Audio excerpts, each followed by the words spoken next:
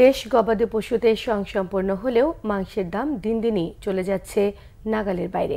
এজন্য শুধু দুগ্ধ প্রজাতির গরু লালন পালনে সীমাবদ্ধতাকেই দুষছেন কৃষি অর্থনীতিবিদরা। বলছেন সময় এসেছে মাংসেল গরুর সিমেন্ট নিয়ে কাজ করার, তাই বৈজ্ঞানিক উপায়ে পাইলট প্রকল্প নিয়ে কাজ করার পরামর্শ দিয়েছেন তারা। বিষয়টি গুরুত্বের সঙ্গে নিয়ে নিয়ন্ত্রিত উপায়ে নতুন জাত উৎপাদনের কথা জানিয়েছেন প্রাণী সম্পদ অধিদপ্তরের মহাপরিচালকও।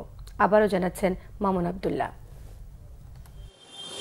অর্থনীতির ভাষায় চাহিদার তুলনায় যোগানের পরিমাণ যদি বৃদ্ধি পায় সেক্ষেত্রে দাম কিছুটা কমের দিকে থাকে, কিন্তু উৎপাদনে স্বয়ংসম্পূর্ণ হয়ে উদ্বৃত্ত থাকার পরেও একজন ভোক্তাকে বাজারে এসে উচ্চ মূল্যেই কিনতে হচ্ছে গরুর মাংস। কিন্তু কেন?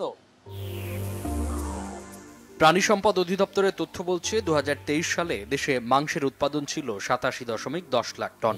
একই সময় চাহিদা ছিল 76.08 লাখ টন, অর্থাৎ উদ্বৃত্ত ছিল 11 লাখ টন। উদ্বৃত্তের এই ধারা ছিল বিগত কয়েক বছর ধরেই। তবুও কেন দিন দিনই নাগালের বাইরে চলে যাচ্ছে গরুর মাংসের দাম? গরুর উৎপাদন আছে, কিন্তু সিন্ডিকেটের কারণে আমরা গরু বেশি দামে কিনতে হইতেছে, দেশের কারণে বেশি দামে বেচতে হইতেছে। এখন তো বিলাসী পণ্য হয়ে গেছে, এটা 750 টাকা কেজি, কই ছিল 300 টাকা কেজি। দাম বেশি দেখে মাসে হয়তো 2-3 মাসে এক দুইবার খাইতে হয়। দেশি গরুর মধ্যে এমনিতে খরচ বেশি, জিনিসটার দামও বেশি। উন্নত জাতের গাভী লালন পালন করে দেশের মানুষের দুগ্ধ চাহিদা মেটানো গেলেও গোশতের চাহিদা মেটাতে নেই মাংস নির্ভর কোনো গরুর জাত। তাই মুরগির চাহিদা মেটাতে যেমন আলাদা করে চিন্তা করা হয়েছে, একইভাবে সময় এসেছে বিফ ক্যাটল নিয়ে নতুন করে ভাববার। মেহেরপুর, আপনার কুষ্টিয়া, এই সমস্ত এলাকায় গড়ে উঠেছে আপনার মাংসের জন্য। আমরা কথা হচ্ছে যে যারা মাংস নিয়ে কাজ করতে চায় আপনি তাদেরকে করতে দেন, আপনি নিয়ন্ত্রণ করেন, কিন্তু নিয়ন্ত্রণের নামে আপনি বন্ধ করে দিয়েন না। এমন কোনো স্পেসিফিক এরিয়াতে কি আমরা শুধুমাত্র ব্রিডের মাংসের জাত উন্নয়নের জন্য আসলে কাজ করব কিনা বা করতে পারি কিনা, সেটা আসলে গবেষণা করে একটু দেখতে হবে।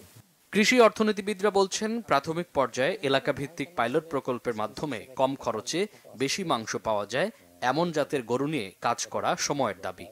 এই প্রোডাকশনগুলো পাইলট প্রকল্প আকারেও হতে পারে, রেজিস্টার্ড ফার্মার আকারেও হতে পারে, যাদেরকে সরকার নিয়ন্ত্রণ করে তাদের আউটপুটটা সঠিকভাবে নিয়ে আসতে পারবে। কৃষি সম্প্রসারণ অধিদপ্তর বলছেন সতর্কতার সহিত দেশের মানুষের স্বার্থ বিবেচনায় নেওয়া হবে উদ্যোগ। বিফ ব্রিডের মেল ফিমেল আমরা নিয়ে আসব, নিয়ে এসে কিছু খামারি এর বাইরে বীজ দিবে না, এটা হতে পারে। এটা আমি আমার এনটিআরসিতে কথা তুলছি, সেক্ষেত্রে সুরক্ষা রেখে করা যায় কিনা সেগুলো নিয়ে কথাবার্তা চলছে। মাংসের দাম কমাতে নতুন জাত আমদানির পাশাপাশি কৃষক পর্যায়ে গোখাদ্যের দাম কমানো সহ সাপ্লাই চেইনে অদৃশ্য মূল্যবৃদ্ধি রুখে দেওয়ার তাগিদ কৃষি অর্থনীতিবিদদের। মামুন আবদুল্লাহ, বাংলা ভিশন, ঢাকা।